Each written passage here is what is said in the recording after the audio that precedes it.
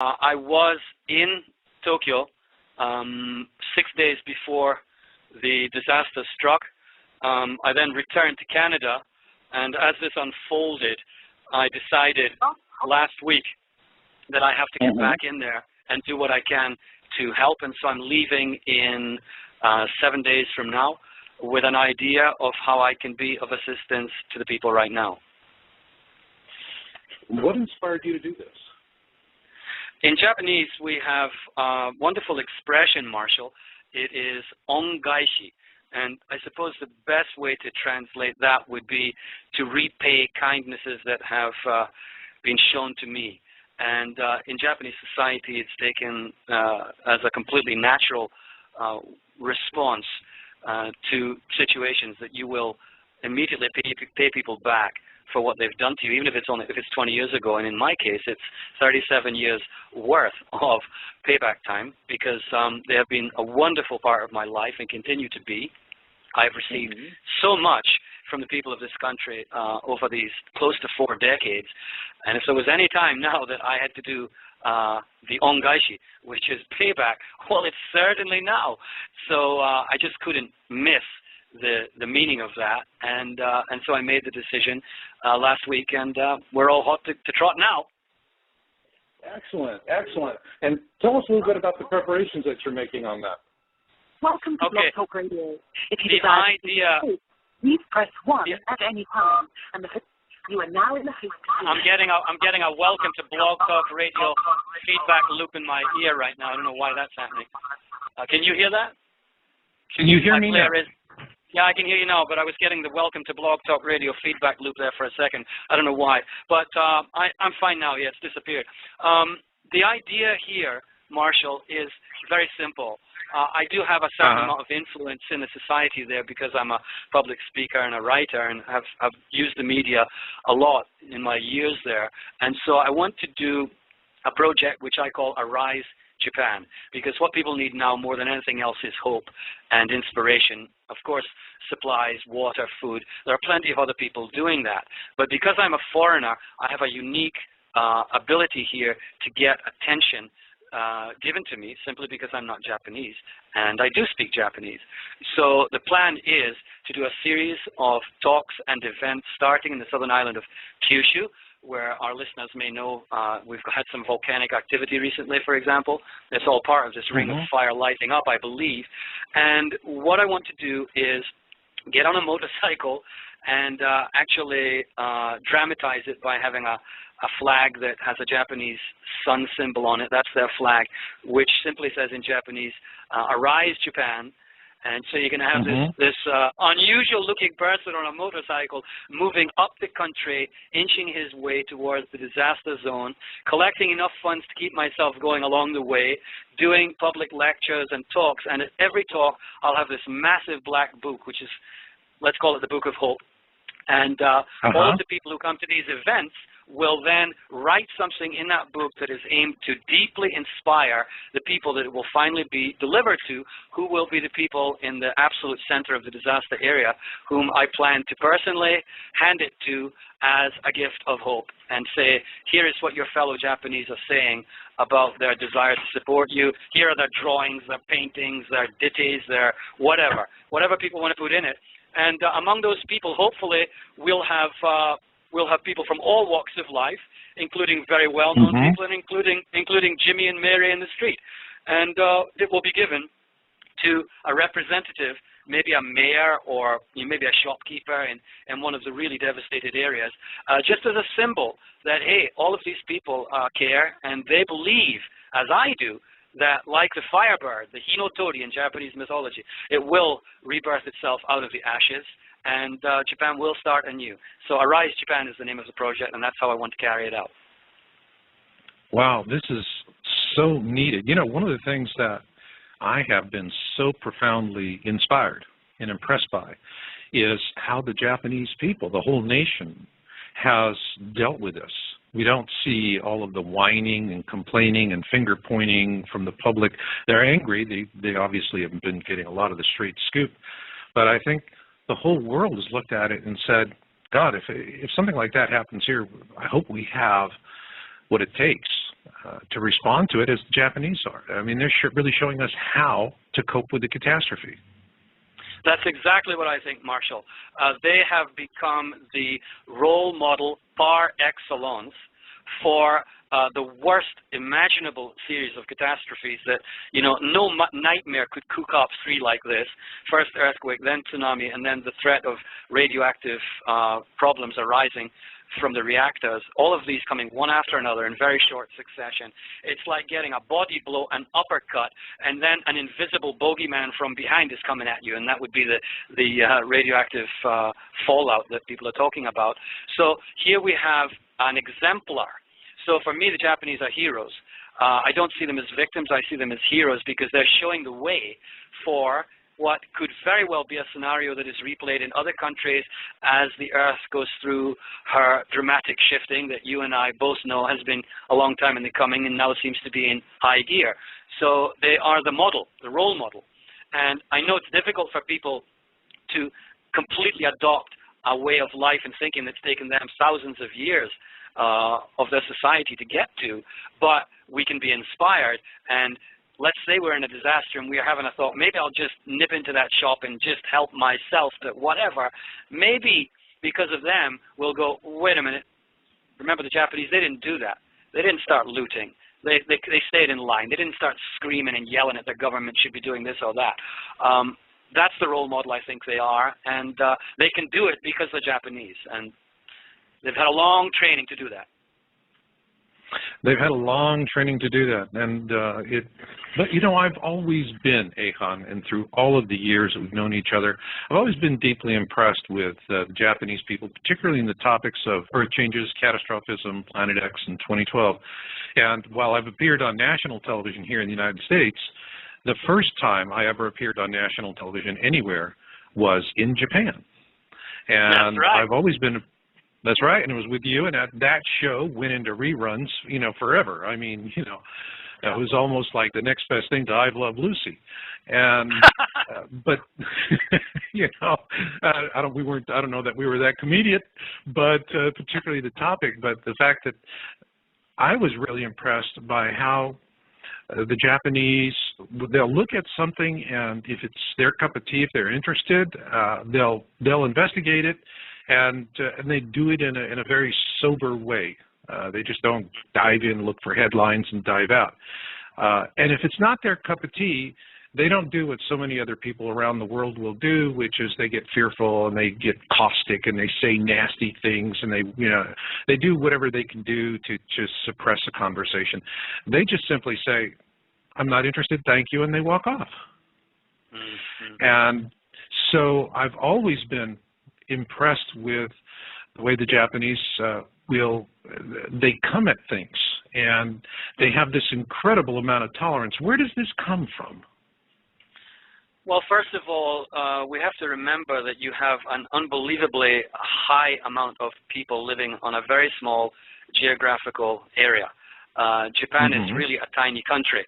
And when you have that kind of density of population, it means that, let's say you want to go for a walk on the wild side. It's going to come back to you through the community of people that you're dealing with, which is a very strong social network. It's going to come back in your face very, very quickly. In other words, it's part of daily life to make sure that you keep your own stuff to yourself. Because if you start throwing it around at others, your anger, your displeasure, it will very soon come back through this almost telepathically linked network of densely populated people. It will come right back to you, and you will become very quickly a persona non grata in that society. They won't attack you. They won't badmouth you, but there will be a silent refusal, I think, in many cases, to allow you to fully be a part of the society anymore. So it is not in your interests to go out and do something that is going to be harmful to the community at large. So in that sense, it's a very telepathically linked, aware group of people who know that what's good for the group is actually good for the individual, which is something I don't think that we in the West have really got to, where we tend to stress our individuality.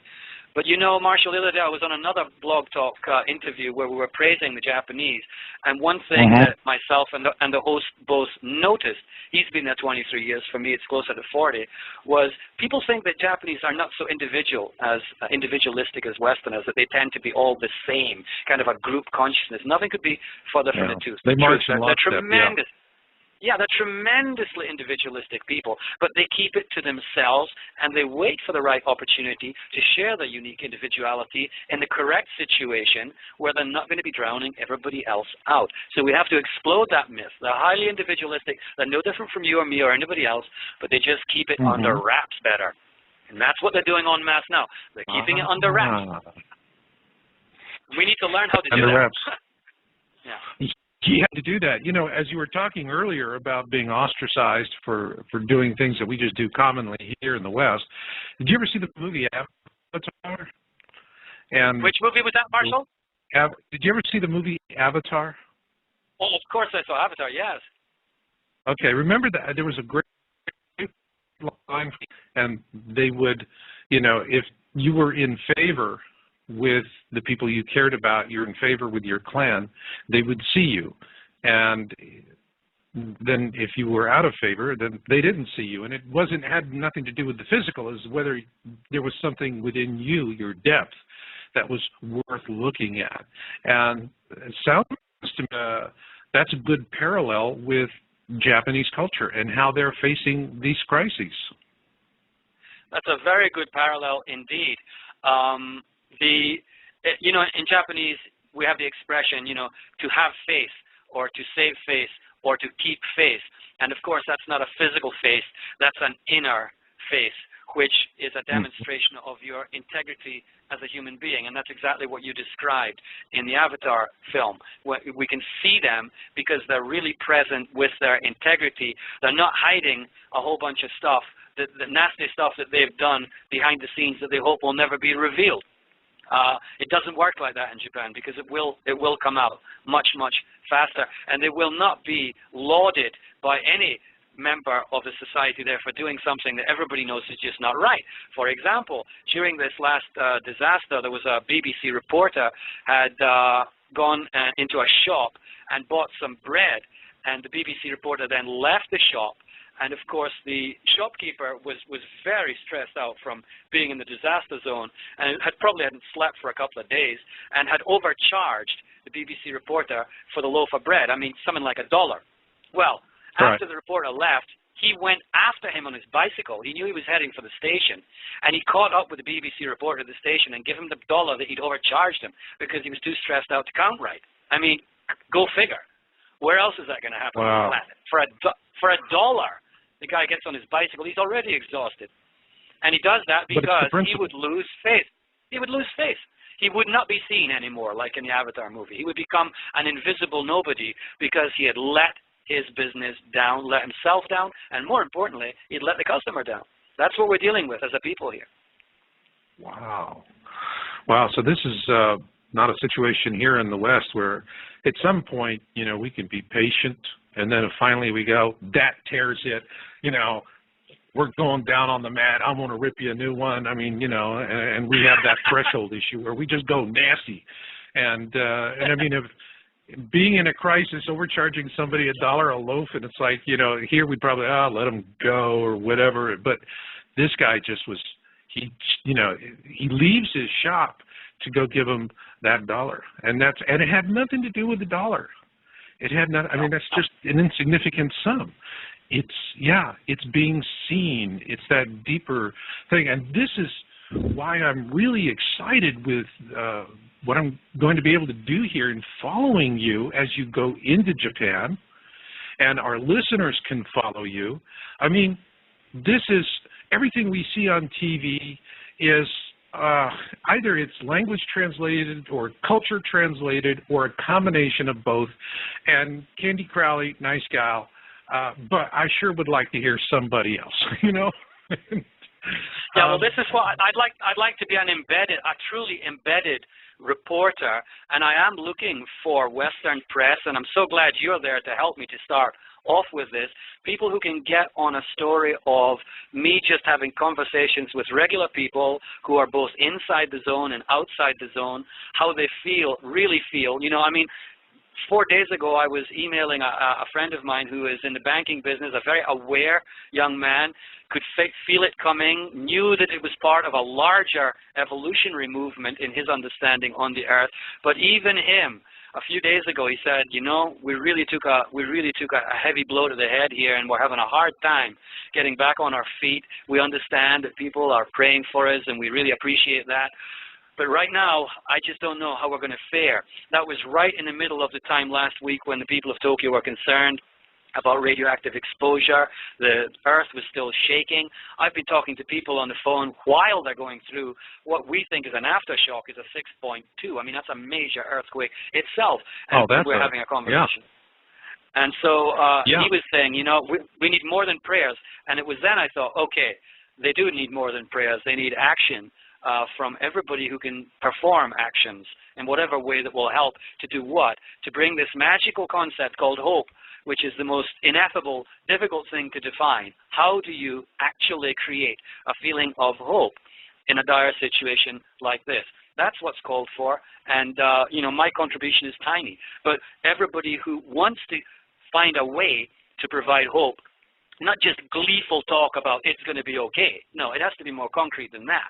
It has to be something that has some meaning and depth, which is difficult to create, and that it will be a challenge for me because, you know, there'll be people saying, it's all right for you, you're a foreigner, but we have to live here and rebuild our lives, and I'm going to have to come up with a way of inspiring them that, no, there is hope because you are Japanese, and this culture has been around a long time, and you've produced stunning energy throughout your history, and that's what's going to carry you. It's not the physical stuff, the money, it's not that that's going to help here.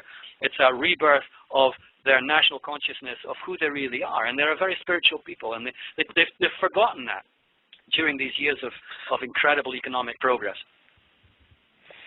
So this is really something where this is a very spiritual, but not a theological spiritual. This is something deeper, even more profound than that. It goes to an existential level, that there is a basic connection, and that it's not about those of us outside of the disaster zone saying, here's what we're going to do for you. And then they're wondering on that end, yeah, is it going to get here, and if it does, when? This is more person to person and us saying to them, we care, you are not alone. And that's the key word. Yes. You are not alone. It's a simple message, but it's, you know, how do you believe, because I know you're planning right now, and I think next week you're going to be flying out, and how do you believe, having lived in Japan for several decades and been a very successful author there, you're still a very successful author and you're a TV personality, you know, and you're the only fellow that can speak perfect Japanese and stand in front of an audience in a kilt. So, and that was one of the great things about you. But how do you think they're going to, when you come with this book, with all of the signatures and all of the little pictures and what people are saying and doing, how do you think those folks on the ground are going to respond to that? That's going to be the challenge. I believe that the people who write in the book, I'm going to actually create events where we can probably sit quietly for a while, and we can really get to that place inside of ourselves where we can actually locate what is a hopeful message, what is a message that will really carry to the people's hearts. And therefore, I hope to create a book. I hope to create a book of sincere feelings that are expressed in such a way that the book is simply a representation. It's part one. It could go into a series of books about us simply supporting each other through positive affirmations, through tales of individual deeds that have been done. It's already happening. I'm seeing the Japanese people already have got over the first wave of incredible angst about this. They're rallying, and they're beginning to realize now, the people that I'm talking about are beginning to realize, hey, it's not about things anymore and about having a good job and about having this much money and having a Gucci bag or whatever. It's much, much more important now for us to find that place inside of us that is spiritual. Now, you said that very well. It's not a theological thing. And in The Last Samurai, Tom Cruise had a great line. He was in the village where he had been captured by the rebel samurai, and he was watching them. He was watching them go about their daily business, practicing martial arts, meditating, cooking, doing everything with care and attention. And he said, well, I'm not a Bible man, but, you know, these are not religious people. They don't seem to have a religion. They seem to have something different. And the only thing I can call it is spiritual. And, you know, no Japanese will think of themselves as being a religious person. And they probably wouldn't even think of themselves as being spiritual. And I think the very fact that they're not hooked up to a major established religious system where they all think the same, they're not hooked up to such a system, although there are Buddhists and, you know, there is Shinto and there are Christians. We know that. But the average Japanese does not think like that. They just have a sense of what it is to be a decent human being. And surely that is the basis of any spiritual system. Be a decent human being. The golden rule, don't do to other people what you wouldn't want them to do to you. And that's spirituality right there. You don't have to go to a church or a temple or a mosque. And they are in the position now to express that spirituality with each other and go beyond the materialistic phase of their country, because rebuilding this just materially is not going to be enough. They have to rebuild their hearts and their souls. And that is a huge task that no government can really help them with. That's person-to-person interaction. And I'm just one of the people who's going to have that kind of interaction with individuals and small groups who already are saying to me, we cannot believe that you're actually going to come back for us now and help. When all of the other foreigners are leaving in droves, you're doing a U-turn. And just that is for us phenomenal. Thank you so much. And I haven't done anything yet. Yeah, I know. And you know something, on this side of the Pacific, you know, I see you as one of the bravest men I know, if not the bravest. Others would look at you and say, hey, Echan, you're one can short of a six-pack. You know. Well, I am, too. Well, that's because I snitched it. But you know, my but you know they're going to do that. My biggest concern was my wife. When I mentioned this to my daughter, who's here in Canada, where I am now, with my wife and my granddaughter and the whole family, my daughter's first reaction was, Dad, you know, what about Mom? So I broached it with her. You know, I'm actually going to go back in and do this, expecting her to react with, no. And she's Japanese. She said, Of course that's what you have to do. Of course that's what you have to do. Get moving. So, all right. Now I got the okay. I'm going. That was the most difficult part of all. So I have the family's blessing, and the idea is now growing so that through my Japanese blogs, I'm just putting out the word. For example, I need transportation. I would like to do it on a motorcycle to kind of express that we know gasoline is short right now. Rather than moving around on trains, if I'm moving around on a motorcycle with a flag, and I'll probably have an emblem on my leather jacket which says, Arise Japan, you know, then the Japanese are going to think this guy really is crazy, right? Which will draw attention. And like, who are you with this flag saying, Arise Japan, Jimmy? And I'll get off my motorcycle and say, well, actually, and I'll talk in Japanese, and then they'll go, oh, wow, you speak Japanese? Yeah, actually, I've been here for a long time, and start a conversation, and, you know, one by one. And my model for this, in a sense, Marshall, is Peace Pilgrim, who was your country's greatest peace activist, and all she did was walk around America. She walked around America with a tunic which said Peace Pilgrim. That's all she did. She didn't have a political program, an agenda. She didn't have anything except her body and a tunic which said Peace Pilgrim. And people would stop her in the street and they go, well, who are you? What are you doing? And she'd say, I'm just walking the roads of America for peace. And that would instigate a conversation, and then they would listen, and they would start thinking, well, what is peace? And she did that for 25 years and influenced millions of people. She was penniless. Now, if one old woman can do that, all over America, then one slightly younger man can certainly do it in Japan. She's the peace pilgrim that inspired me. Well, in terms of American folklore, it's like Johnny Appleseed and the story about this guy that just walked the earth in America and was throwing apple seeds around. I mean, that's the story that as it goes. But it's the same kind of thing here, where you're just going to go out and connect with these people. And, yeah, there are other folks, governments and NGOs, and they're rolling up, and they're going to be going out and helping these folks. But what you're doing is bringing them that intangible something that you just can't slap in the back of a C5A Galaxy and drop. Something that's person to person. Yeah, it's person to person. I also do have a specific plan to offer my services as a volunteer interpreter, though. That was plan number one. And I know that it's difficult to get into the disaster zone because, of course, the government has to create cordons. They know that many people want to help. They don't want to have an inrush of 1,000 people going, I will help, but there's no place for them to stay. There's no food for them. They'll just be an extra burden. They already have many groups from many countries in there digging through the rubble, helping people. They have the Red Cross. They have all of that. I understand that. They need to control the input of people. So I actually went to one of the highest sources I have and got a connection with the wife of an ex-Japanese prime minister, whose name I will not share right now, and said, could you please get me a special pass as a volunteer interpreter to work with rescue squads, because I know that they don't speak Japanese. I know they're going to be in situations there with the local people where they cannot communicate properly. There will be misunderstanding. There will be potential trouble there. All I want to do is to get in there and be assigned to a rescue squad, and I'll be the interpreter. And I thought, surely the ex-prime minister's wife can come up with a special pass. And she wrote me back an email and said, I can't even get in there right now, she said. I want to go in and help.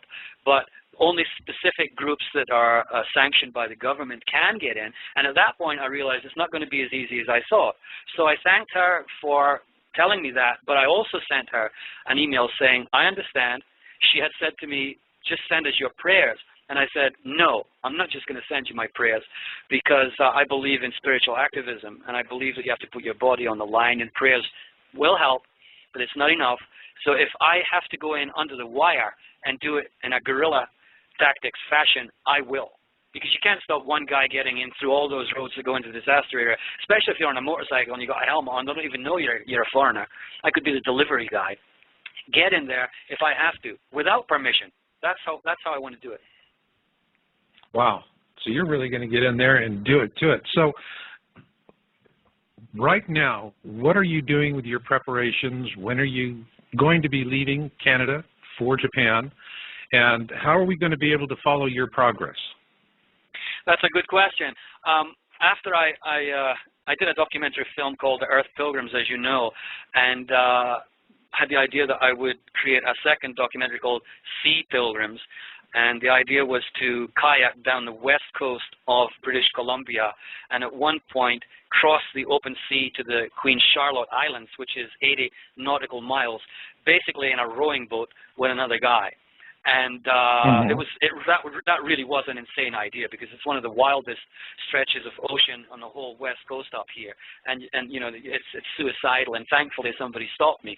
But while I was thinking about that, my daughter said, Dad, I'm worried. I'm going to give you a GPS special transceiver that guys out at sea can use so that they can always be tracked. And I still have that. So I'm going to activate that before I leave, find out how you hook that up to the internet so that it's obvious where I am in Japan and on the way to anybody who's connected to that system. So that's the first part of it. Secondly, I'll be updating my Japanese and English blogs on a daily basis with video material, photographic material, short ditties in English and Japanese about what's going on. And as I move along, the support system in Japan will grow, fractally expanding, so that other Japanese bloggers and people with communications networks can put the word out, so that we have an ongoing organic situation here where we're in communication, and I can find a way to communicate with you through radio. I can get internet connections to maybe not exactly in the center of the disaster zone. I don't know how the internet is working there right now, but there are plenty of ways that we can keep in touch. And I'd love to be able to inform your listeners of what is going on, and actually have Japanese people on the show with me, and I can translate on the spot with, Mr. Tanaka, who's just lost his house, his boat, and his livelihood, and hopefully nothing else, and see what he's thinking about the situation, and then maybe we can elicit some feedback from your listeners, and maybe they'll get inspired to help in their own individual ways, so that we just fractally grow this network, and it should work. Excellent, excellent. So this is really going to be, from the ground up. This is a grassroots approach. You're the point man. You're the tip of the spear, so to speak. You're the one going out there. You're putting yourself at risk. Your wife, your family, they're very brave. I'm sure that on one hand, they're very proud and supportive of what you're doing, and on the other hand, you're going into harm's way. That's got to be deeply troubling for them. Yes, indeed, but I think we are now at the point in our history on this planet, we're at the point where everything seems to be heading into chaos. Right now we've got a new situation in Libya which could go sideways any moment. We don't know when the next earthquake is going to happen or where. And so I think within this year, my sense of it is we're going to have much more of a need for individual response, and more families will have people like me around doing things like this, probably than ever before.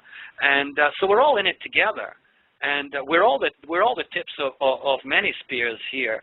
And it just requires, I suppose, a feeling of it's better to do some action than to sit at home and watch the TV. You'll feel better about yourself, and you may be of some assistance. So I think it's timely, and I hope that more of us can do it. Question I have is what people in Tokyo, the major cities, are thinking is it's similar to, what happens here is we'll see something happen. We see a major earthquake or, a Katrina, and these things happen to someone else, somewhere else. And so here in the West, we see that in knee-jerk sensitivity, go on Red Cross, donate $10 or $20, feel better about it, and then go back and watch daytime television.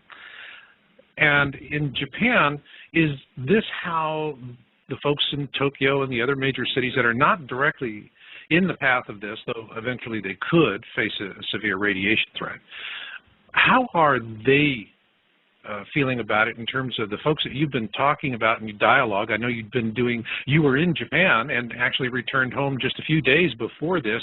And by the way, one thing we want to talk about is why you did, because of your research that you're doing. But how do the people in Tokyo look at what's happening to their countrymen beyond that, beyond just the knee-jerk sympathy level?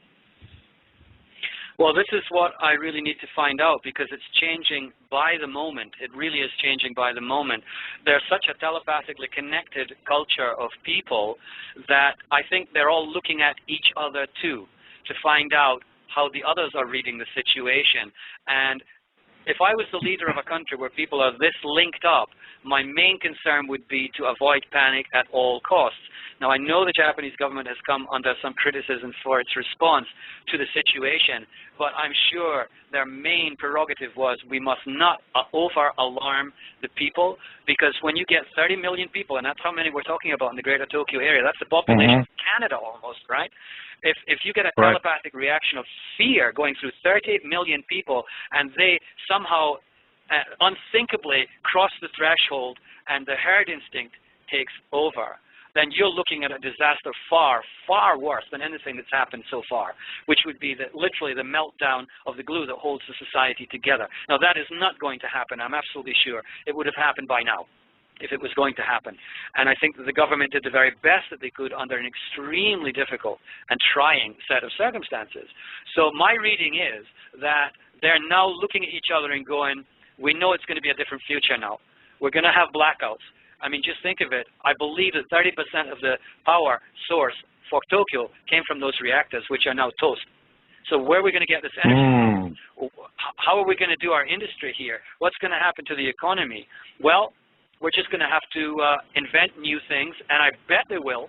I bet they'll find a way to invent things that make energy source available from something we haven't invented yet, and they're going to pull together as they did before. So I'm going to get that reading from them. And I'm sure amongst the people it will be very individualistic too.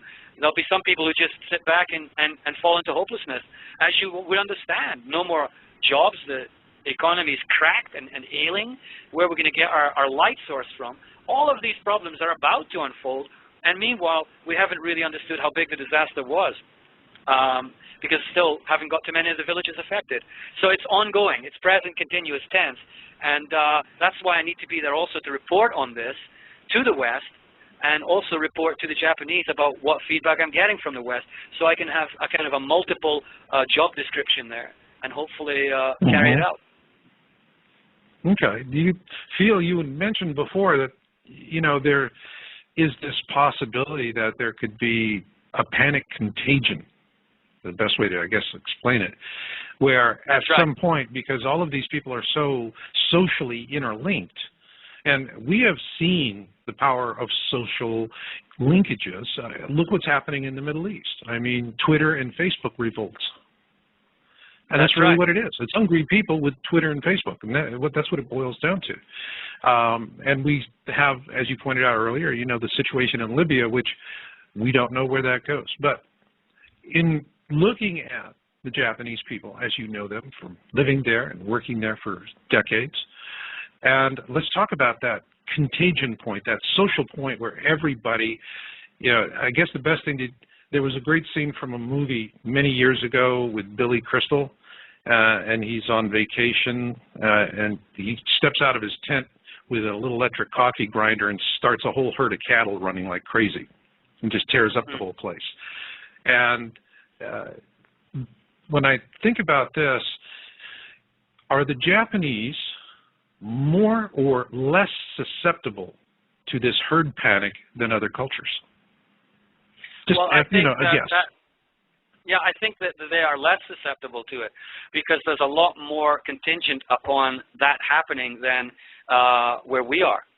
And what I mean by that is because it's an interconnected society, they simply afford to do that, and they know it. Deep down inside, they know that button must not be switched, even though the herd instinct is coming on, you know, at 100 decibels, they will resist it. And if they were going to do it, as I said, they would have done it already. You would have seen it already. They've gone through the worst trial already. So I don't think that's going to happen. There isn't going to be that kicking in. They're less susceptible to it, perhaps, than in other places where the individual passion can stir up emotions much, much more than in Japan. People are just not going to voice that. It's a no-no. They all know that's the no-no. We've got too many people. That's too much at risk. We got to keep our cool. Yeah. Under all of the worst situation, we got to keep our cool. And they're proving that they can do it. So I have every confidence in the continued ability to do that. What disturbs me is not them keeping their cool. What disturbs me is how they're going to quickly find a new paradigm, a new way of carrying on Japan now that she has been so severely injured. And realistically, I mean, the damage hasn't even begun to be calculated here. And, you know, the economic ramifications, et cetera, et cetera. So I think many people now are thinking, well, how do I want to live my life now as a Japanese? Not just my job, not just, you know, my social connections, but my whole way of being. How am I going to live as a different kind of person, having learned from this disaster? And I believe that what you'll see then is an opposite form of contagion, a positive contagion, where they all rally together. As you said, you've got Twitter and Facebook and all of these fantastic living organisms to connect people. They're going to come up with something that hasn't been invented yet in terms of a new societal consciousness, a new way of being. And in a sense, they will perhaps be a role model for post-disaster cultures that we will all wonder at in years to come. And I think that's revolutionary and exciting and amazing, and I want to be part of it. I have my own personal reasons for being there too. I want to be part of the revolution, just as if I had been Egyptian and I'd been living in London, I would have wanted to be back there in that square and be part of it, because it's history being made. It's something new. And that's the excitement and the passion I feel about being on the front line, to be part of what I see as a truly spiritual revolution that has nothing to do with religion at all. It's a revolution of the heart, how we feel about life and love and the universe. So then this catastrophe, and we really can only speculate as how this is going to roll out, although it's obviously going to be significant not only for Japan, but because Japan is a major industrial nation, one of the few in the world, it's going to have downstream impacts for everyone everywhere else. And we're going to feel that as well. I mean, there's already where, you know, different forms of manufacturing are closed down. If you're a videographer or you're a photographer, this has got to be an immediate concern because Japan is, that's it. If you want video and you want film and you want these cameras, you go to Japan to get it. You know, yeah, you can get Leicas and they're bloody expensive, but everybody gets these other brands. Well, these plants are shutting down. Now, then the real issue then with that comes is what happens when the skilled craftsman, you know, grinding lenses is an art form. And particularly on the high end, on the consumer stuff, it's all machines. But you start losing these skilled workers. They start drifting off and finding other ways to do things. Do you see that in this cultural rebirth that still is nebulous, still has no shape or form, but it is one that takes Japan a big step away from the consumerism that dominates the world right now? You know, it's just, you know, we got a Walmart view of existence. And people are going to say, no, there's more to it than that. Life is too precious for that. But then again, that has for everybody else that's still in the consumer cycle and the capitalists that feed that, that's going to have consequences there as well. Have you got some initial thoughts on that? I like the Walmart view of the world statement. I was walking down one of Tokyo's most prosperous neighborhoods, Omotesando, which is like the Champs-Élysées in France. And as I walked through the literally thousands of people out Sunday shopping or window shopping, I was walking against the throng because I was going in the opposite direction. And as I threaded my way through them, I was videoing and talking on my iPhone, and I was saying, I wonder how many of these people here today can feel the incoming wave of transformation, because I could feel it even then, possibly due to the fact that I was teaching remote viewing, which tends to make you more intuitive, and also in relation to an earlier question you had, I had been rigorously checking what was going on with solar wind speed, sunspot activity, and so on. And so I knew that we were due for something. You don't have to be a brain surgeon to join the dots there if you're doing your research. So it was obvious that something was coming. I had already planned to leave on the 6th of March anyway. That was just pure synchronicity. But I certainly felt it coming, and they did too at a deep level. They could feel these tremors coming because, you know, they are intuitive. But, you know, nobody wants to talk about that. And so my question to Well, let me talk about that. Let me talk about that, all right? Because you brought that intuitive point up. Is, you know, in doing a decade of work on earth changes, global warming, space threats and the such, you do, through doing the work, become sensitized to things that you normally wouldn't otherwise. And one of the things that I began developing a sensitivity to was this deep-rooted sense of premonition, a sense of knowing, if you will, that a major event would happen somewhere in the world. And for me, it's experience is I get a burr under my saddle. Something is deeply troubling me, but yet I can never put a thumb on it. It's never anything connected with my life or what's going on. It can hit me when I've got problems or not problems, but I never feel that sense of focus or connection to something specific. And then when I just stop and I get quiet and I acknowledge, and I just say, okay, I get it, something big and some big cataclysm is going to happen somewhere in the world, and it's going to be within the next 2 to 4 weeks. I get it. And the minute I acknowledge it, that frustration that the premonition gives me begins melting away, and within an hour, I'm well over it, and I'm not having those feelings. I've had that before the Sumatra superquake, all right, 2004. I had it before Katrina. I had it before Haiti. All right, I've had it in other times, but also I had it before this. And so actually about 3 weeks ago, I knew that something major was going to happen. So this is, from my standpoint, I mean, let's be honest, scientists are going to say if I can't stick a thermometer up your kazoo, it doesn't exist. But I felt it. I felt it, and so did you. And so did anyone else comment to you that they had this growing sense of premonition? Well, you see, in Japan, because they're so used to earthquakes and typhoons and all kinds of disasters, it is a subject that's very delicate.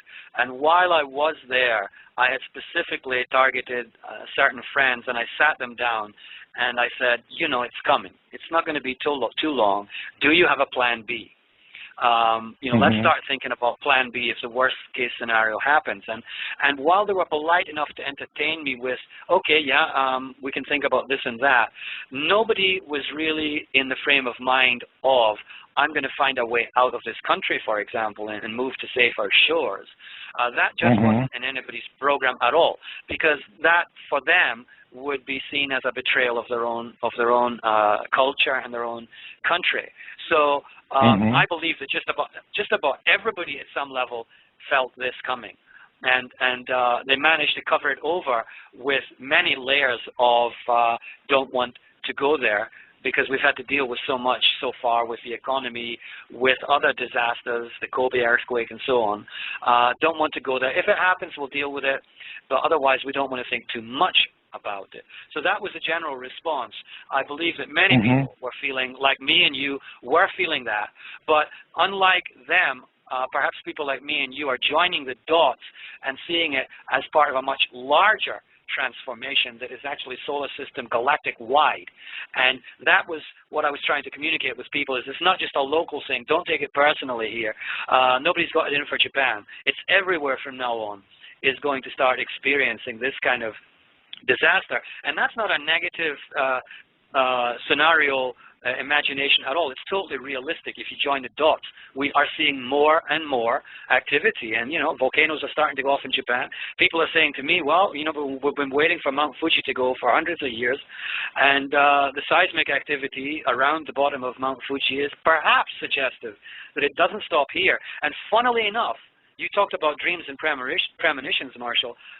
The great director Kurosawa had made a film called Dreams, and in that film, he had a scene of nuclear power stations melting down along with an earthquake and the blowing up of the top of Mount Fuji. So there's a premonition if I ever saw one. Not just a film scenario, I think. He was a very sensitive man. So more and more people will get dreams and premonitions, such as you've often covered in your work.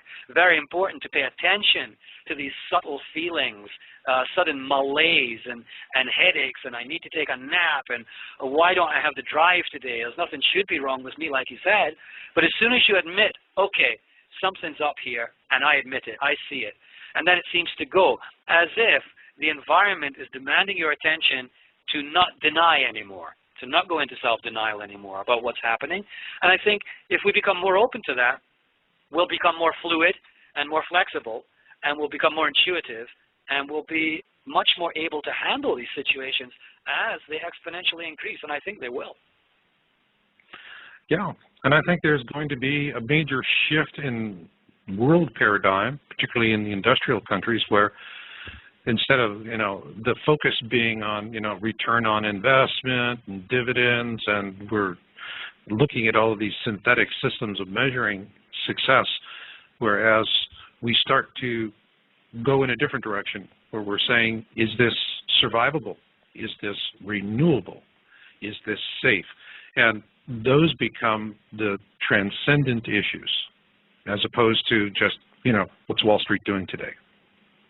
I agree entirely. I think the way that information is being released right now around the world, the truth about our financial systems, how our corporations really work, there is a lot of information coming out, and it's not just coming out from the areas that have received a lot of attention in the news recently, WikiLeaks, for example. It's all over. It's rampant. People are awakening to the fact that we need to find a new model for life on this planet.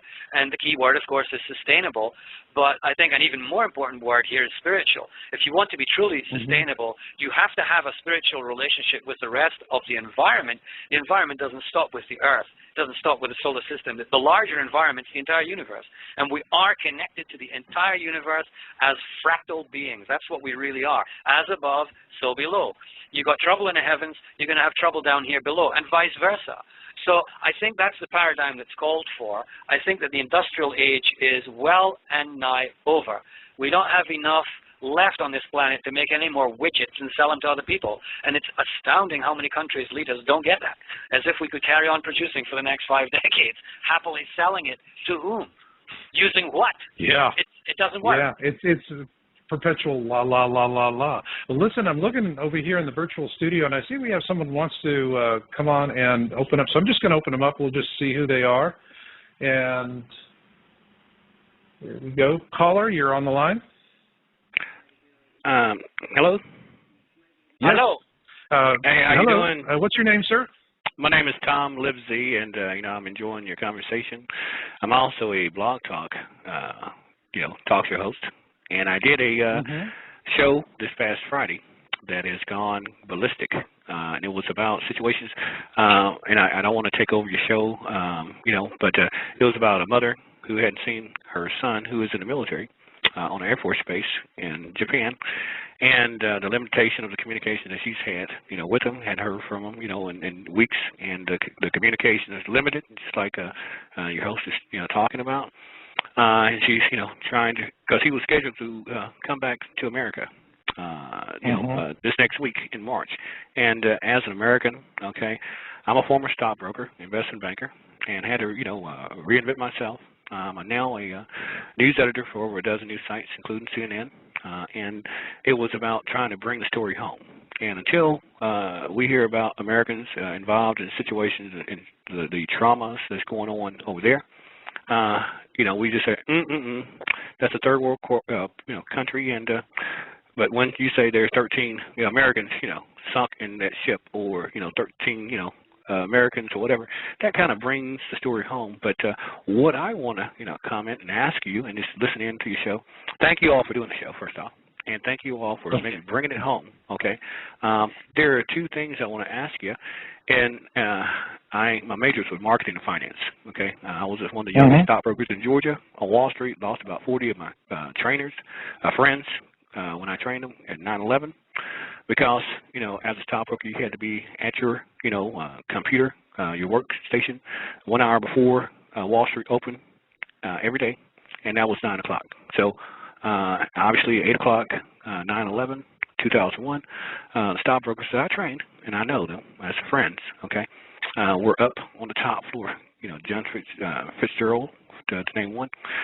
And the only crime they made that day was showing up on time. And obviously the planes, hit the towers and whatnot. What I want to ask, both of you, and I'll shut up, is that the tremors. Now, I did, attend Georgia State marketing double majors, marketing finance, and I did take geology as an elective. I thought that was going to be an easy, course, but it kind of made me, and this is what we were talking about, the Earth cleanses itself every hundreds and thousands of years, whether or not they're human beings or not. The thing is that the Earth, the plate tectonics that are going on, there are faults. And when there's an earthquake that happened this past week, it's going to shift, the planet core. And I want to ask you, do you all anticipate, like you're all talking about, your thoughts of premonition, do you think that we're going to, not look and see some kind of shift, some kind of other earthquake that might not be in Japan, or maybe the faults of California, or maybe on down in the south, hemisphere, due to this major earthquake catastrophe? And I will stop. Thank you so much. Thank you. Okay. Are we going to see more of this? You want to take that first? Yeah, I think that the short answer. Yeah. The short answer is yes. I have seen some very interesting maps of the Ring of Fire. And if you look at the Ring of Fire, which is, of course, the Pacific Ocean with the Americas on one side and Asia on the other side, you'll see a pattern emerging where the earthquake activity started in Chile, if you look down at the bottom right of that image you have of the Ring of Fire, it then moved across to where? To New Zealand on the other side, and then it warped up to Japan, higher up on the left side of the Pacific Ring. And so if you think of that as being a system of tectonic plates moving each other, there seems to be a clockwise movement there, isn't there? You're going from New Zealand, you're going Chile across to New Zealand, and then you're going up to Japan. Well, where would you move to next? Of course, it would be the other side of the Pacific, where I have children living, on the coast of British Columbia.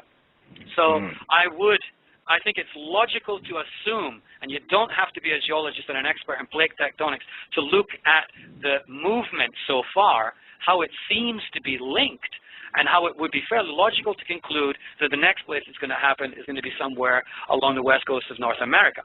That's what I would say. How about you, Marshall?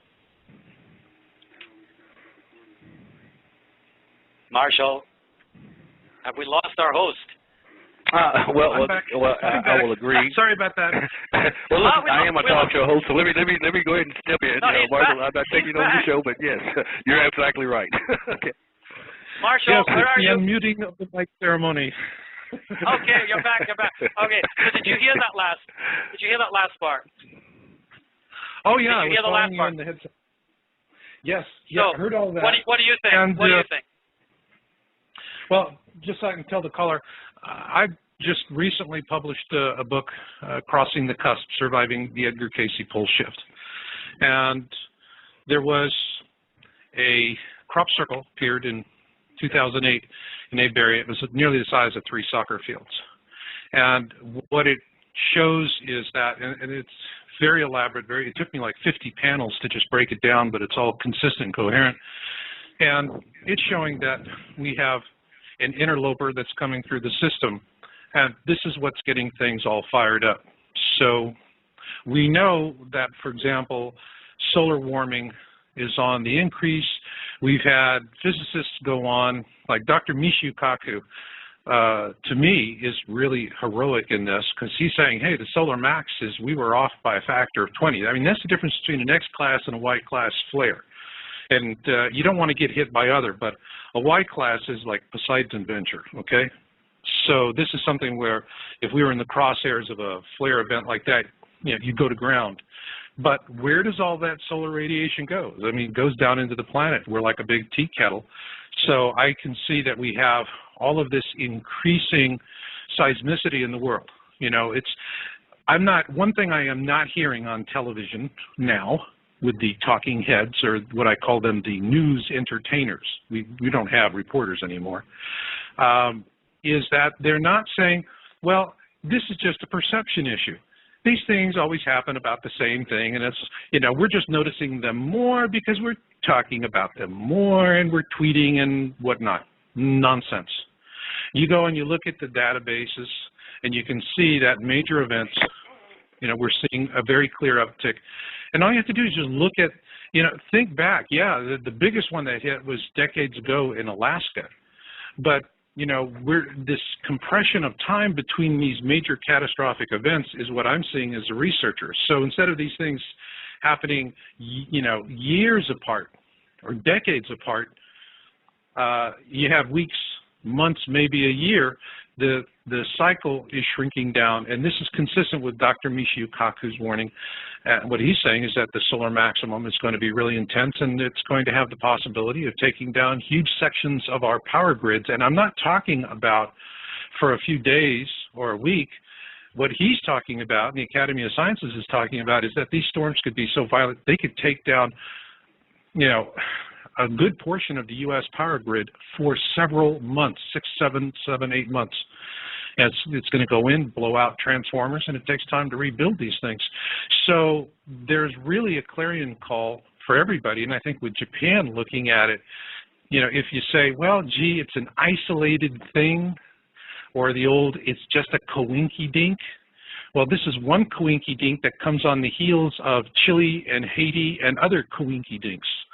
And, the difference between what is happening in Japan and what's happened elsewhere is really driven not by the size of the events, which are sizable, but by how people prepare for these kinds of things. So if you look in Chile, they had an earthquake that if it had hit many other places around the Ring of Fire, the death toll would have been astronomical. And but it was a low death toll because in Chile, they know to live and prepare for these things. Japan, they know. It's just that this plant was not ready for a double whammy. And I see now what we're learning the hard way is, yes, as the caller was pointing out, the Earth, things go through cycles. And a lot of this technology that we have in the world was designed during a period of relative quiescence, when we weren't having such a compression in the scale of global catastrophes. And what we're seeing quintessential example of with the power plant in Japan was that when they built that in the 70s, they just simply could not imagine a superquake and a tsunami hitting back to back. But if that plant were built today, they would keep that in mind. The more modern plants, yes, they're looking at these worst case scenarios. So we're finding out the hard way where our world paradigm is failing us. And rather than pointing fingers at people and saying they're just evil and greedy and whatever, I think it's more important for us to say, well, we have the fabric of our lives, which was constructed during a time of relative quiescence. And that's what is happening in our solar system and with our planet right now. And we need to get with that. We need to get ahead of that curve instead of getting these ugly reminders. So that's my take on it. Can I interject? More. Yep. Can I interject two things, and I'm going to let you, you all are just, it's great to listen to you, but the whole point was, and we're talking about communication, and the lines might be down for other individuals' communication, and my show was about Mama, I'm Coming Home, okay? And it was about these military kids out there. He's 23 years old. I hadn't seen his mom in 3 years, but there are just, all wars from, the beginning of man. It was probably a mama saying, son, you take care of yourself, and we want you back and don't get hurt because you got grass to cut when you get back. The thing is that communication, what we talked about is that this is what drives a soldier through his, maybe a critical wound because, and guess what, in Vietnam or anywhere else, in Korea, is many of the soldiers, and as a matter of fact, I had a general on my show who said that his, the only thing with his driving points was his mama, his thoughts of his mama coming home. And this is what drives people. And guess what? The last thing, maybe military, you saw your partner at your platoon getting blown up. The last thing he said, and you couldn't do anything about it, he said, Mama, Mama. He's calling his mama. So you don't really need communication when you have that driving force. The general really consoled the mothers. We had moms of the military on the show. But then also you had the other particular speaker tonight talking about the spiritual situation. It's all about universal love. Okay, and why we go to college and why we do this is because of love that we have for our fellow man. And with that being said, there are going to be issues that are going on. Japan is hit with a tsunami, earthquake, a tsunami. Now the nuclear situation that they are faced. There were nuclear plants that were, closed down a couple of years ago, but they came out of that because they came up not with increasing the, ability to handle more a situation like a earthquake of this magnitude, because they couldn't have foreseen about that. But moreover, they came up with a secondary plan. Now, how can you come up and how can you finalize, how can you actually know what your secondary backup plan is without it going into a catastrophe like it is today? So what I'm saying is that the love that we have, the economics that we're going to be faced with, and the Toyota #1 auto plant in the world, it used to be, the inventory was right next to their manufacturing plant, but then it was like a need to have situation. So they had their plants and their, actual, material or parts that they needed, in a distant location. Now the roads, cities are underwater, or, they're not able to get to them. We're going to see as a whole nation, and if you have, like I'm talking to you on the phone, any kind of chip, or you're looking on a computer, battery in your watch, car, the products and situations that we have that we depend on, is going to start making everything relative. As a matter of fact, and I'm going to close with this, the iPhones have a 5-week, delay to get your iPhone. from AT&T. These delays are going to be happening for just getting, a car battery. These delays are going to start to make a real impact on our, U.S. economy. But I want to tell you guys, I will just shut up now and thank you for doing a show like this. But it's a lot that most of us, and I'm glad I just listened to your show, because most of Americans, we got our neck in the sand. We're worried about our own problems, okay? And this is what what you're talking about is that my goodness, I hate what's going on over there. Ooh, anyway, but, now they're going on down the road. But guess what? It's going to eventually creep up into, just like, the other gentleman, I can't recall his name, is talking about when it gets to the West Coast, when it comes to America, who's going to be coming to our rescue, but it's something that the earth is going to cleanse itself, and it's going to be either through a flood or whatever, and earthquakes and tsunamis and whatnot. But it's about, identifying where we are. And Omega, a Spanish philosopher, is identifying yourself as a speck on the universe. And this is what we are, because the earth was going to blow us off either way, okay? Well, you got a good point there. And I'll tell you what, I'm going to respond to that as, before I started my publishing business, I was in computers, and we were working on Y2K. That was a millennium bug. And, of course, it's the news entertainers love to use it as a hackney thing. Matter of fact, Michio Kaku was terribly humiliated by a news entertainer on Fox who said, 2012 solar maximum, that's just Y2K. And that's what he said. Well, I worked in Y2K, and I worked on the part of the Internet. I did a substantial contract for Hewlett-Packard in documenting the key area that was really causing all of these companies to really worry about what could happen. And, airplanes falling out of the sky, nuclear reactors exploding because of the bug, that was all trumped up by gold dealers. They were just using it to sell coins. Here's what was really bothering everybody. Imagine you go to the store, you're going to buy a box of cornflakes. You scan it in. By the time you put it in your car, get it to the house, open the box, pour it out, put some milk in, and start going crunch, crunch, crunch. There's been a conversation of maybe a dozen different computers going from that scanner to the back office, to the branch office, to this office, to jobbers and distributors and wholesalers, and all the way back to the Kellogg's company or whoever made the cornflakes. And before you take your first mouthful, they know that they need to increment production by one box to replace what you took off the shelf. Now, this is all automated. Computers talking to computers without humans being involved.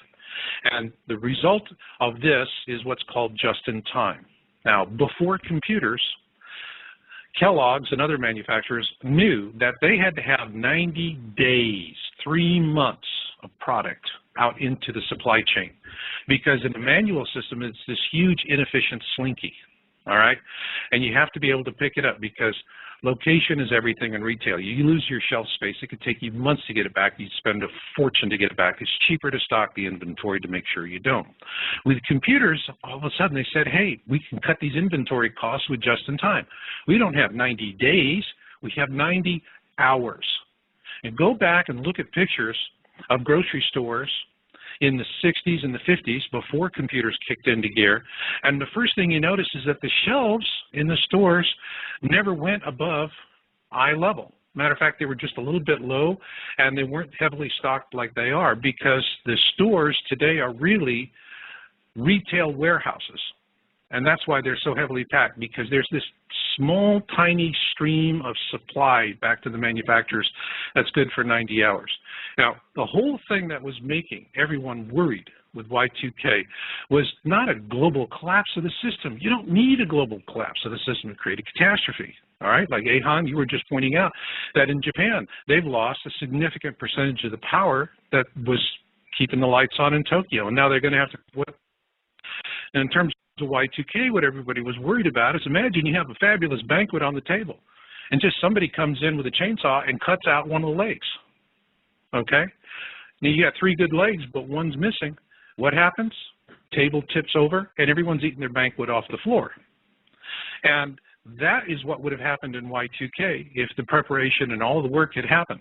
You just lost a few key systems, and then these incredibly complex chains of automation would begin failing. Worse yet, we don't have manual switches in the railroads. All of the railroads use computerized switches. So in a full-blown Y2K, totally unprepared situation, we could have wound up with half of the produce of the country rotting on abandoned railway sidings. And that was why all of these companies were, and these people do not like writing checks, and they were spending huge percentage, up to 17% of their overall budgets for IT, just to make sure this didn't bite them. And what amazed me was Y2K was an unparalleled, unprecedented success in terms of preventing a catastrophe. And the result of that was we had guys like Bill O'Reilly going on Fox screaming, off with their heads, they promised us a disaster, they didn't live, we were inconvenienced. These awful people need to be horribly punished. And the people that had saved the nation from an economic crisis comparable to what happened in the 2008 recession were hauled up before Congress in showboat investigations and hearings and lambasted when they should have been getting ticker tape parades. And so I saw that, and now I'm seeing the exact same things coming back. They fixed Y2K, but the basic vulnerability is still there. We live in a world that is connected not by pipes, but by strings. And our economies can snap ever so easily. And so with what's happening in Japan, I see more of this coming downstream. What about you, Echan? Well, the banks, the Mizuno Bank, which is one of the main banks in Japan, had a temporary shutdown involving all of the ATMs around the country, I believe, and inconvenienced millions and millions of people, but they quickly got back online. So I really hear what you have said. It is, you don't need to have a full-blown catastrophe to actually unhook the system from normal shelves full situation. And each one of these events, you know, Y2K, as you said, was a warning, but then it was, oh, you cried wolf, and everything's going to be fine now in the future. I think it's this head in the sand that we have to fix. And actually, with incredible, impeccable timing, I just see 3 Japanese people arriving at my front door who are going to be, as local Canadian residents, the Japanese who've come here to live. They've just arrived to be the first people to write in the Book of Hope. So I'm going to have to sign off pretty soon, my friend. Maybe we can have a few closing comments before I go down and film these people signing the book. Oh, well, I mean, that's fabulous, and we hope to get that, and I want to put it up on YouTube. Echan, tell my listeners out there, what are they going to expect next? When do we hook up the next time? You know, I could just see us having another conversation while you're sitting in the departure lounge at the airport and interviewing people there who are like you, flying back into the radiation. Give us a look forward. What can the listeners expect? I'm leaving in a week for Japan. Between now and then, I have to do a lot of connecting with people over there to arrange for events. I must say that I'm very fortunate in that the people of a small town in southern Kyushu called Yanagawa have rallied their support for me and have actually made it possible for me to fly over there by helping me financially in advance for an event that I should have been paid for later. So that I can fly over there. That's point number 1. Incredible Japanese support. They want me to come. I will do my work. In a week, I will leave. So what I can say right now is that I'll be carrying my sturdy Panasonic Toughbook computer on this trip. I don't think my Acer is going to be able to keep up with me. And I'll also have an iPhone. So I'm literally, the Panasonic Toughbook, there's Japanese technology for you. You can drop this from a meter and it's guaranteed not to fail you. It's tremendously tough. Oh, yeah, they're tough. So they're brilliant. So I will be taking an iPhone and a computer with me, of course. I will be recording and putting things on YouTube, which you can link to. But as far as our radio connections go, any place I can get an internet connection, and I know Vancouver International Airport, I can do that, we can at least have a short chat. I'll bring you up to speed on what's happened in the week intervening. And once I'm on the ground in Japan, first of all in Tokyo, I want to go and meet people from a very large peace foundation who do work internationally. they've expressed their interest in signing the Arise Japan Book of Hope. And from there, I will move to Kyushu. I'll go down south, get the motorcycle, and start wending my way up towards the disaster area, which I think will take me a couple of weeks. So by mid-April, at the latest, I want to be smack in the middle of the disaster zone, reporting on what's happening, helping out as I can, and most importantly, giving this book, which by then will probably be 100, 200 pages full of people's comments, giving it to the people there as stage one of my individual efforts to do the ongaishi, which is how we started the program, paying back the many kindnesses I have been shown. And we'll keep in regular touch. There's going to be all kinds of people showing up on the show because I'll be right there, and I'll be able to interpret for those who can't speak English. So should be fun, and I really appreciate the fact that you are there for us, Marshall, with this show, so that you can put the word out in North America to many of your listeners. And it's like everything that we've been talking about these many years about the shifts are here and now, and it's no longer a prediction or a prophecy, it's a fact that we're in the thick of massive changes, and we have to change our consciousness, and as you said, get ahead of so that we're not victims, so that we are people who see where we are and when we are in time, and we're ready for the next wave, whatever it may bring us. Absolutely. And, man, my hopes and prayers are with you, and I'm also so inspired by this.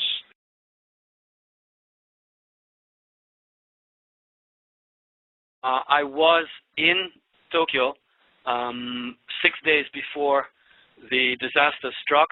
I then returned to Canada, and as this unfolded, I decided last week that I have to get back in there and do what I can to help, and so I'm leaving in 7 days from now with an idea of how I can be of assistance to the people right now. What inspired you to do this? In Japanese, we have a wonderful expression, Marshall. It is ongaishi. And I suppose the best way to translate that would be to repay kindnesses that have been shown to me. And in Japanese society, it's taken as a completely natural response to situations that you will immediately pay people back for what they've done to you, even if it's 20 years ago. And in my case, it's 37 years worth of payback time, because they have been a wonderful part of my life and continue to be. I've received so much from the people of this country over these close to 4 decades. And if there was any time now that I had to do the ongaishi, which is payback, well, it's certainly now. So I just couldn't miss the meaning of that, and so I made the decision last week, and we're all hot to trot now. Excellent, excellent. And tell us a little bit about the preparations that you're making on that. Welcome to Blog Talk Radio. If you the desire idea, to speak, please press 1 at any time, and you are now in the I'm getting a welcome to Blog Talk Radio feedback loop in my ear right now. I don't know why that's happening. Can you hear that? Can you hear me now? Yeah, I can hear you now, but I was getting the welcome to Blog Talk Radio feedback loop there for a second. I don't know why, but I'm fine now. Yeah, it's disappeared. The idea here, Marshall, is very simple. I do have a certain amount of influence in the society there because I'm a public speaker and a writer, and have used the media a lot in my years there. And so I want to do a project which I call Arise Japan, because what people need now more than anything else is hope and inspiration. Of course, supplies, water, food. There are plenty of other people doing that. But because I'm a foreigner, I have a unique ability here to get attention given to me simply because I'm not Japanese, and I do speak Japanese. So the plan is to do a series of talks and events starting in the southern island of Kyushu, where our listeners may know we've had some volcanic activity recently, for example. It's all part of this ring of fire lighting up, I believe. And what I want to do is get on a motorcycle and actually dramatize it by having a flag that has a Japanese sun symbol on it. That's their flag, which simply says in Japanese, Arise Japan, And so you're going to have this unusual-looking person on a motorcycle moving up the country, inching his way towards the disaster zone, collecting enough funds to keep myself going along the way, doing public lectures and talks. And at every talk, I'll have this massive black book, which is, let's call it the Book of Hope. And all of the people who come to these events will then write something in that book that is aimed to deeply inspire the people that it will finally be delivered to, who will be the people in the absolute center of the disaster area, whom I plan to personally hand it to as a gift of hope and say, here is what your fellow Japanese are saying about their desire to support you. Here are their drawings, their paintings, their ditties, their whatever people want to put in it. And among those people, hopefully, we'll have people from all walks of life, including very well-known people, and including Jimmy and Mary in the street. And it will be given to a representative, maybe a mayor or maybe a shopkeeper in one of the really devastated areas, just as a symbol that, hey, all of these people care, and they believe, as I do, that like the firebird, the Hinotori in Japanese mythology, it will rebirth itself out of the ashes, and Japan will start anew. So Arise Japan is the name of the project, and that's how I want to carry it out. Wow, this is so needed. You know, one of the things that I have been so profoundly inspired and impressed by is how the Japanese people, the whole nation, has dealt with this. We don't see all of the whining and complaining and finger pointing from the public. They're angry. They obviously have been getting a lot of the straight scoop. But I think the whole world has looked at it and said, God, if something like that happens here, I hope we have what it takes to respond to it as the Japanese are. I mean, they're really showing us how to cope with the catastrophe. That's exactly what I think, Marshall. They have become the role model par excellence for the worst imaginable series of catastrophes that, no nightmare could cook up three like this. First earthquake, then tsunami, and then the threat of radioactive problems arising from the reactors, all of these coming one after another in very short succession. It's like getting a body blow, an uppercut, and then an invisible bogeyman from behind is coming at you, and that would be the radioactive fallout that people are talking about. So here we have an exemplar. So for me, the Japanese are heroes. I don't see them as victims. I see them as heroes because they're showing the way for what could very well be a scenario that is replayed in other countries as the Earth goes through her dramatic shifting that you and I both know has been a long time in the coming and now seems to be in high gear. So they are the model, the role model. And I know it's difficult for people to completely adopt a way of life and thinking that's taken them thousands of years of their society to get to, but we can be inspired. And let's say we're in a disaster and we're having a thought, maybe I'll just nip into that shop and just help myself, but whatever. Maybe because of them, we'll go, wait a minute. Remember the Japanese, they didn't do that. They didn't start looting. They stayed in line. They didn't start screaming and yelling at their government should be doing this or that. That's the role model I think they are, and they can do it because they're Japanese, and they've had a long training to do that. They've had a long training to do that, and but I've always been, Echan, and through all of the years that we've known each other, I've always been deeply impressed with the Japanese people, particularly in the topics of earth changes, catastrophism, Planet X, and 2012. And while I've appeared on national television here in the United States, the first time I ever appeared on national television anywhere was in Japan. And that's right. I've always been. That's right, and it was with you, and that show went into reruns, forever. I mean, it was almost like the next best thing to I Love Lucy, and but I don't know that we were that comedian, but particularly the topic, but the fact that I was really impressed by how the Japanese, they'll look at something, and if it's their cup of tea, if they're interested, they'll investigate it.